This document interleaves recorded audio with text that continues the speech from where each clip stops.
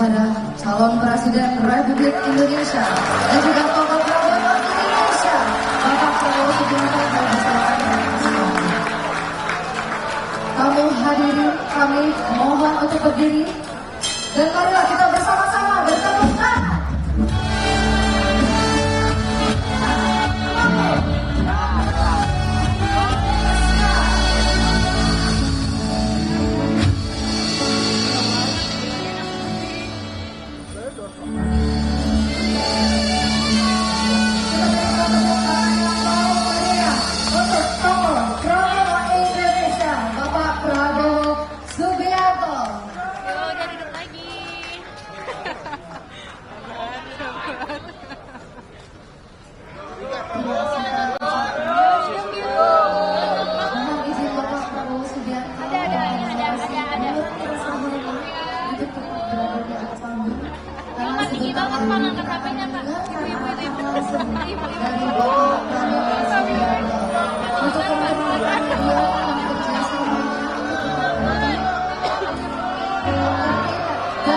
Berada di posisi semula. Kita akan mendengarkan arahan calon Presiden Republik Indonesia, Bapak Prabowo Subianto. Kita minta tolong teman-temannya dari Aliansi Advokat Indonesia. Waktu dan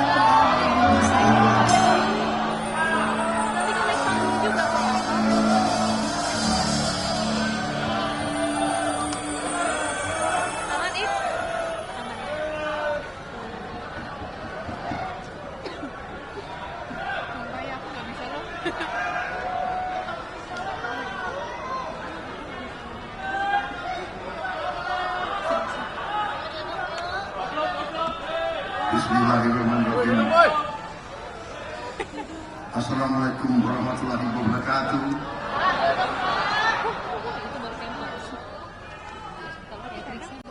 Selamat sore, salam sejahtera bagi kita sekalian. Salam Om Swastiastu, Namo Buddhaya, salam kebajikan.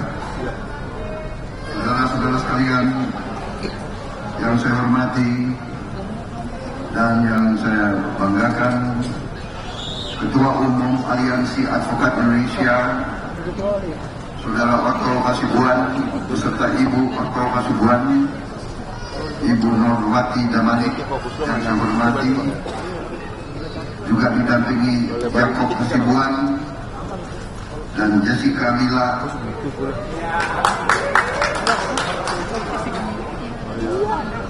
yang saya hormati Dr. Dwianto P. Hartono, Vice President Indonesian Advocates Association, Ketua Tim Kampanye Nasional Prabowo Gibran, Saudara Rosan Roslani, nama lengkapnya Rosan Perkasa Roslani, RTR, Letnan Jenderal TNI Purnawirawan Didit Waluyo, mantan Gubernur Jawa Tengah, mantan Panglima Kostrad, mantan Panglima Kodam Jaya, banyak mantannya beliau. Senior saya di akademi dan di Timur waktu Komandan Batalion terkenal Jago Berat. Kemudian yang saya hormati dan yang saya banggakan, Bapak Oce Kaligis, luar biasa, advokat yang berkenal, pembela hak-hak rakyat. Kemudian Mbak Rish Natali, Wakil Ketua TKN. Terima kasih. Ibu Giwo Wiyogo, Ibu Sofia Tun Gundono, Mertua Mas Kaisang, seluruh perwakilan Koordinator Wilayah Aliansi Advokat Indonesia, ibu-ibu dan tamu undangan yang saya hadiri, yang saya hormati. Yang saya banggakan, seluruh pengacara dari semua kalangan, dari yang paling senior sampai yang paling junior. Tentunya kita selalu bersyukur kehadiran Tuhan Maha Besar bagi umat Islam. Allah Subhanahu wa Ta'ala, kita masih diberi kesehatan, diberi nafas, dapat kumpul di tempat yang baik ini dalam acara yang luar biasa ini. Saudara-saudara, saya ucapkan terima kasih atas undangan dari Pak Otto Hasibuan ini. Terima kasih atas dukungan luar biasa ini yang saya tidak duga-duga. Saya terharu dengan dukungan ini semua dari seluruh Indonesia.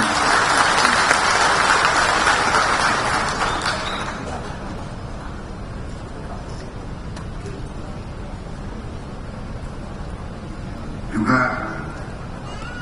saya kaget, saya terharu tadi bisa lihat Wilfrida lagi.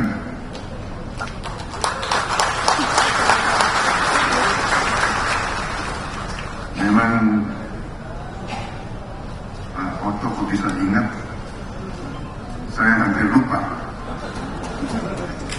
Karena memang begitu banyak kesibukan.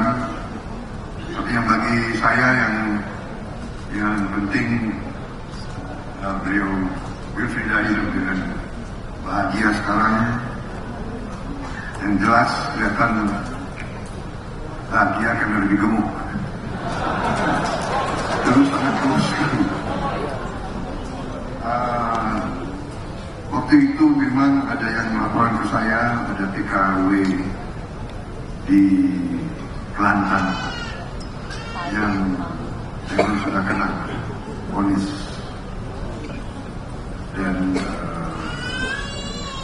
ada yang tanya apakah bisa saya bantu, karena yang disampaikan ke saya memang aktivis yang bergerak untuk perempuan, dan beliau tahu bahwa saya punya hubungan baik di Indonesia. Langsung saya telepon kawan saya tanya, kok kenal advokat yang hebat atau tidak? Oh iya, ini ada yang saya kenal. Dikenalkanlah saya kepada advokat yang konon ceritanya yang terbaik, salah satu yang terbaik di Malaysia. Disitulah awalnya saya terlibat, dan ya sudah, saya dulu dan sampai sekarang punya pendapat, kalau bisa kita bantu orang, kenapa tidak dibantu? Harus dibantu. Dan saya mau cerita, advokat itu yang menjadi kawan saya, sebenarnya dia yang pro bono. Dia tidak mau terima bayaran. Karena begitu dia pelajari masalahnya, dia tahu bahwa si Wilfrida ini tidak bersalah dan sebagainya. Walaupun begitu, saya nggak enak dengan harga diri sebagai bangsa Indonesia, ya. Begini-begini mantan jenderal kan gitu. Mantan jenderal, ya. Jadi baik bagi bangsa Indonesia. Jadi akhirnya ya. Tapi anyway, terima kasih Pak Otto, luar biasa. Terima kasih pekerjaannya, Sisro luar biasa. Saya diberi penghargaan, dinyatakan ya seperti itu. Saudara-saudara sekalian, kalau 4.000 orang pintar bagaimana jadinya itu? Katanya Pak Otto, benar atau tidak saya nggak tahu Pak Otto. Kalau 5 pengacara kumpul, pendapatnya ada 7 katanya. Jadi terima kasih. Ini dorongan moral yang besar Bagi saya kita tinggal kurang dari berapa? 20 hari lagi, 19 hari lagi. Sebentar lagi jadi 18 hari lagi. Jadi kita sekarang berada di suatu titik sebenarnya bangsa Indonesia patut bersyukur kondisi kita seperti ini. Saya tadi ketemu dengan beberapa orang dari Eropa menceritakan bahwa hari ini Gaza, semua gedung di Gaza sudah 85% hancur. Jadi dari semua gedung di Gaza, menurut orang Eropa ini, laporan dia adalah 85% gedungnya sudah hancur, tinggal 15%.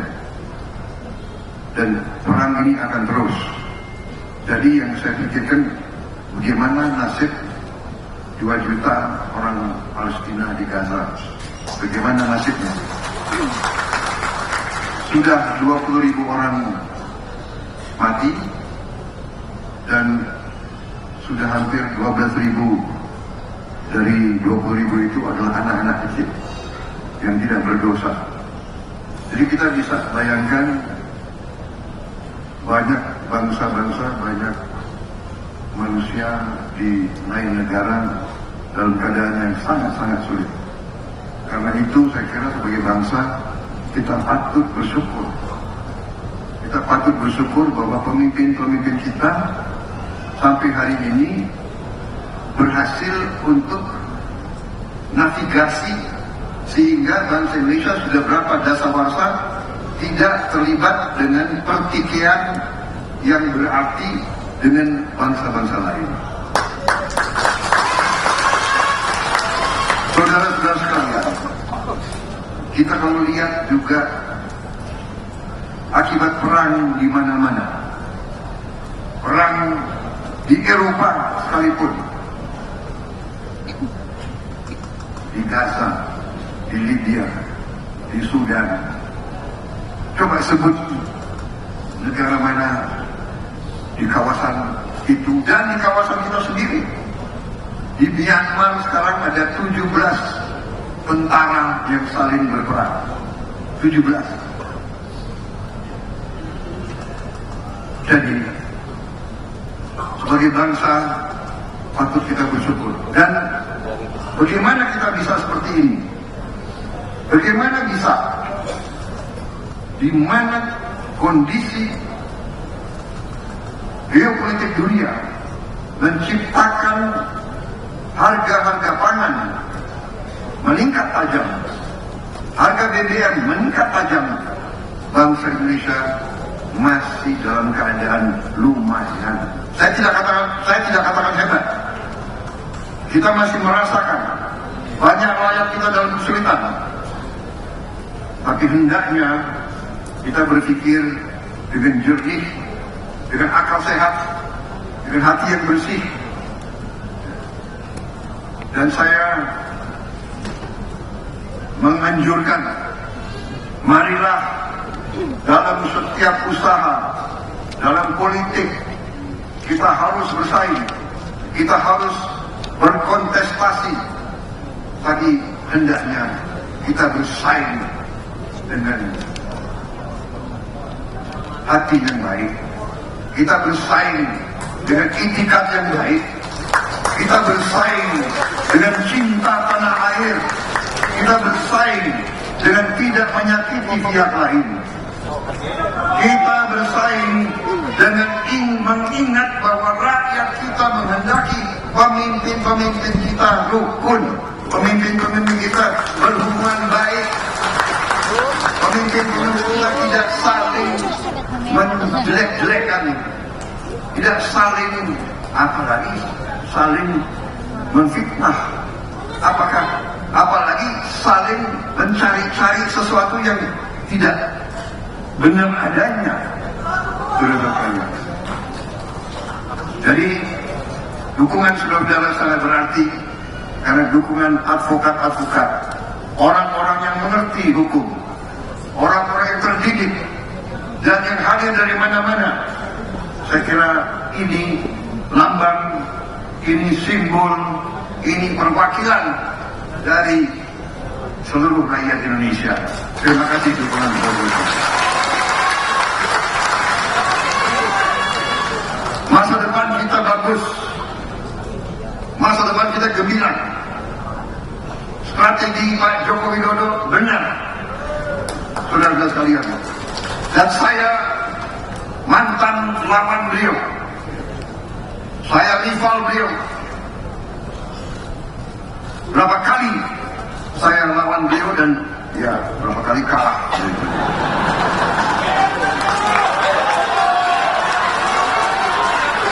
Tapi waktu saya kalah pun, boleh tanya beliau masih hidup.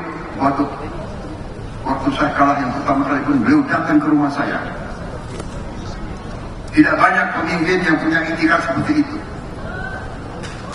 Saudara-saudara, biasanya orang Indonesia itu kalau menang, lawannya dihabisin. Betul? Kalau menang, rasain tuh. Dia datang ke rumah saya. Saudara-saudara, itu waktu pertama kali beliau menang bersama saya. Dan saudara-saudara mengetahui sendiri, kedua kali waktu beliau mengalahkan saya pun, beliau kirim utusan mengajak saya rekonsiliasi, mengajak saya. Tidak semua pemimpin macam itu. Coba berapa ratus pilkada, berapa ratus pemilihan bupati, pemilihan gubernur, ada yang menang datang ke rumah yang lawan, yang kalah. Bahkan sering yang kalah pun tidak mau datang ke pelantikan yang menang. Betul tidak?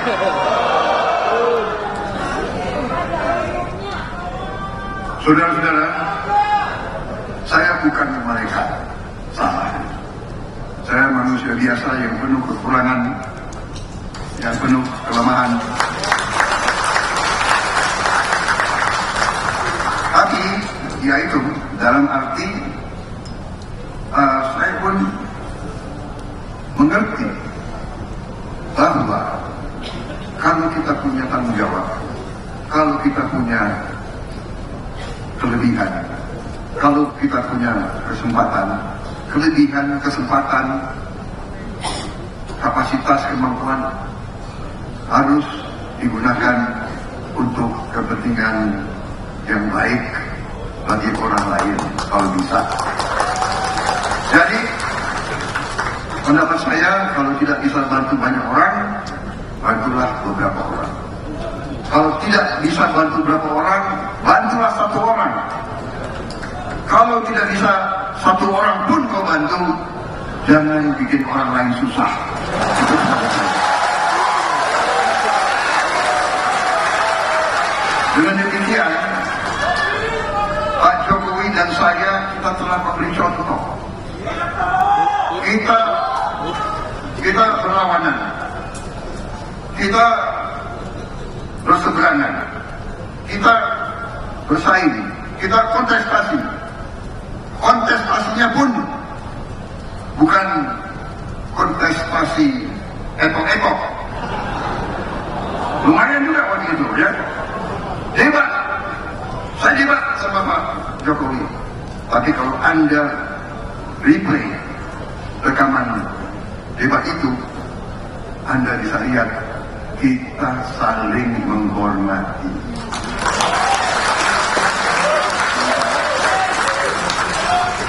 Dan saya mengerti pasti ini penasihat Pak Jokowi, wah banyak ini Pak, ya. Harus disikat Pak, serang Pak. Sama, tim penasihat saya sama juga. Pokoknya apa yang disampaikan oleh Pak Jokowi, Bapak melawan. Begini, waduh, menghadapi tim penasehat kadang-kadang capek juga. Tapi Pak Rosan enggak. Jadi ada yang marah sama saya begitu selesai debat sama Pak Jokowi. Ada yang marah tim saya. Pak, kok gitu Pak? Harusnya kalau pendapatnya Pak Jokowi benar, masa saya menentang? Ya. Karena bagaimanapun debat itu berdiri di depan banyak orang. Berarti kalau kita diskusi, kalau kita bicara, yang kita bicara harus masuk akal, yang bicara harus benar, bukan ngarang. Ya. Apalagi datanya nggak benar. Ya.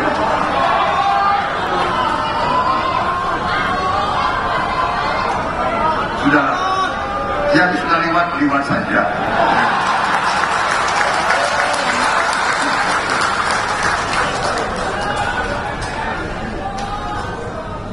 Sorry ya.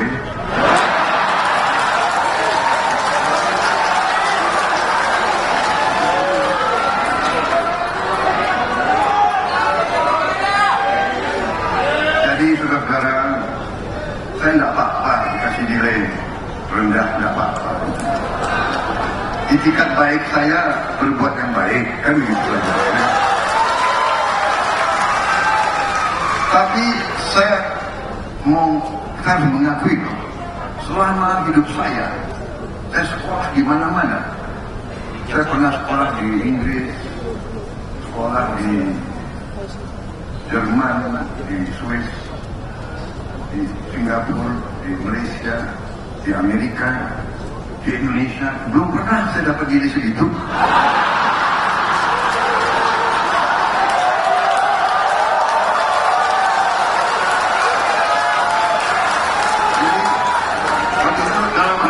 Dalam hati ya, aku bilang dalam hati ya, kejam kali kau.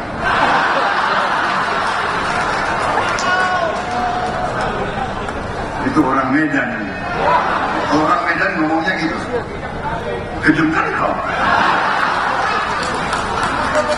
Hati-hati kali ada TV nanti. Orang Medan bilang, Allah aku, kita apa dia? Sama orang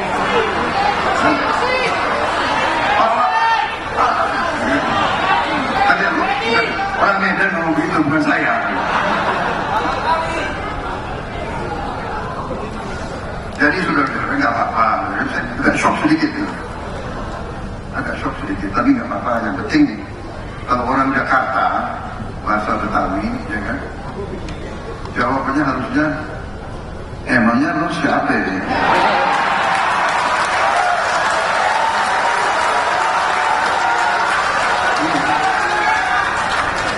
Tidak apa-apa.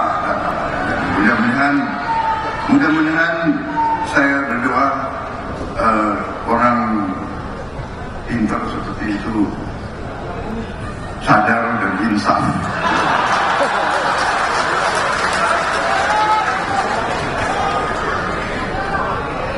Tapi kembali ke pelajaran.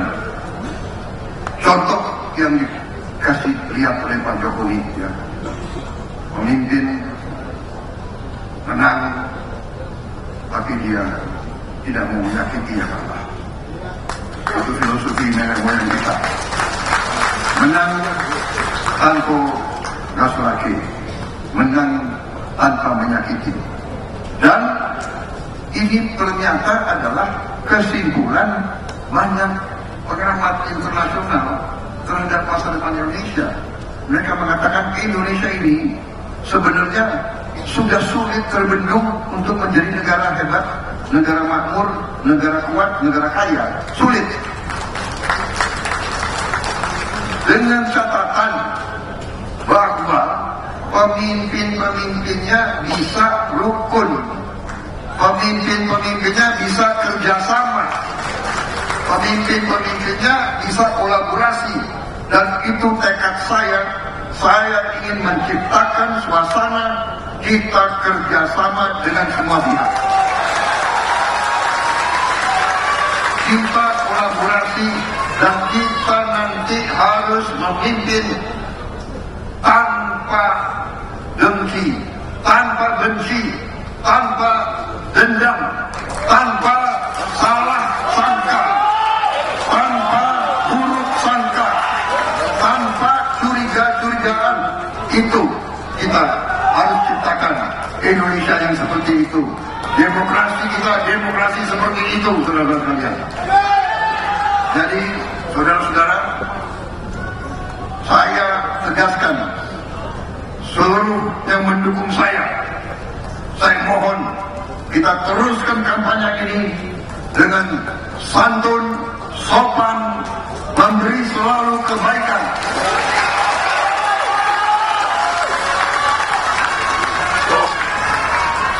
Jangan mau diprovokasi. Kalau ada hoax penyesatan, dibenarkan, diluruskan sambil senyum. Ya.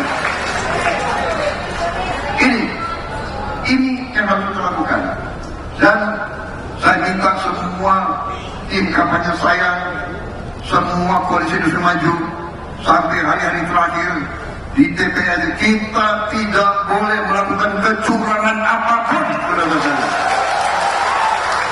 Kita percaya dengan dukungan rakyat. Dukungan rakyat sudah luar biasa kepada kita, saudara sekalian. Saya merasakan di mana-mana. Saya merasakan di mana-mana, saudara sekalian. Jadi tapi kita juga bukan anak kecil. Kita waspada, ya. Ada macam-macam pikiran-pikiran itu ada, ya. Kita waspada. Saya minta sukarelawan, jaga di TPS, jaga penghitungan. Tapi sekarang teknologi luar biasa. Hampir semua orang punya gadget. Hampir semua orang punya handphone. Proses harus difoto. Proses harus direkam. Jadi kalau ada ulah-ulah yang tidak benar, buktinya banyak, saudara sekalian. Tapi kita berpikir baik, kita beriktikad baik, dan saya katakan sekali lagi bahwa manakala kita menerima mandat dari rakyat, kita akan mengajak semua pihak bekerja sama. Dan yang mau tetap beroposisi, monggo, kita akan hormati sebagai oposisi yang terhormat, saudara sekalian. Karena demokrasi perlu juga check and balance. Kita perlu selalu dikoreksi. Saudara sekalian, kita akan teruskan semua program Pak Jokowi. Strategi yang sudah benar. Saya mau tanya, sudah terima buku saya, saudara sekalian? Sudah? Ada yang sudah, ada yang belum?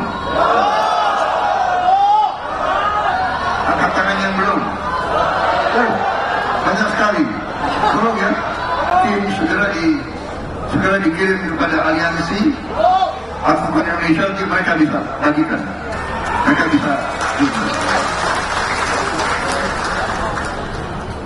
Intinya di situ, beberapa hari ini bergantian terus kami terima dukungan dari mana-mana. Kemarin petani kelapa sawit, petani plasma, petani tebu, nelayan, buruh, ojol, tukang bakso, bergiliran semua menyatakan dukungan. Hari ini 4.000 advokat dari seluruh Indonesia. Terima kasih. Tolong kerahkan semuanya, turun ke bawah, pengaruh Anda, jaringan Anda, gunakan. Saudara-saudara, negara kita diambang lompatan besar. Kita punya segala kekayaan yang luar biasa. Saya baru diberitahu oleh pakar-pakar, kita satu-satunya negara, hampir tidak ada negara lain seperti kita. Sebentar lagi seluruh BBM kita akan berasal dari bio, berarti hijau, dari kelapa sawit, berarti tidak akan mencemarkan lingkungan. Green energy Indonesia, termasuk bensin nanti akan dari etanol dari tebu, dari aren, dari singkong. Bisa 100% juga. Kita tidak perlu import BBM, saudara-saudara sekalian. Ini sasaran kita. We will be green, we will be renewable energy untuk rakyat kita, saudara-saudara sekalian.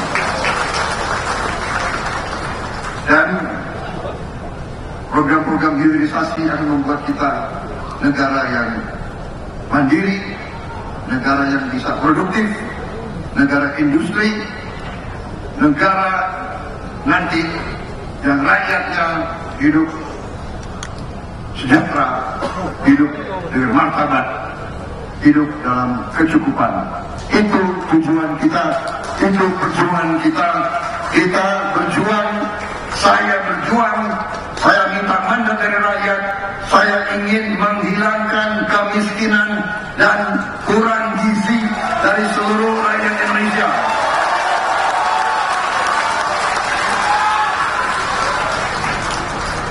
Saya ingin petani-petani kita, nelayan-nelayan kita, buruh kita, ojol kita, tukang bakso kita, bisa anak-anaknya jadi insinyur, jadi dokter, jadi advokat, jadi pengusaha.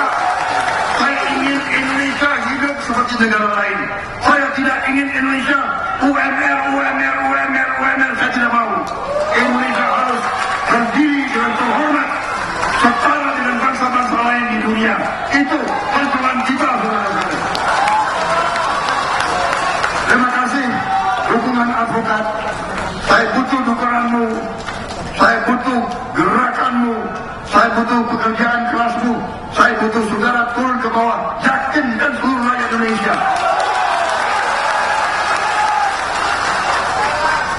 Ada yang mengatakan nanti ada serangan fajar, rakyat bisa disogok untuk berubah. Saya tidak percaya rakyat kita bisa disogok untuk berubah pikiran. Saudara-saudara, saya kira itu dari saya. Terima kasih atas dukungan saudara-saudara sekalian. Semoga Tuhan Yang Maha Besar melindungi saudara-saudara sekalian.